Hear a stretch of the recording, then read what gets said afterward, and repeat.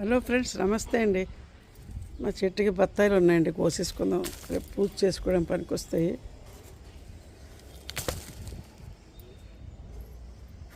ఇదిగోండి ఫ్రెండ్స్,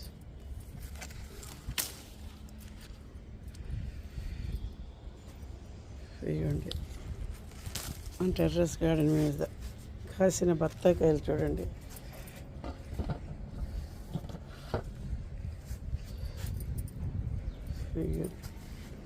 చూడండి, పెద్ద సైజు వచ్చినాయి. అలాగే కొన్ని బీన్స్ కూడా ఉన్నాయండి, కోసేసుకుందాం.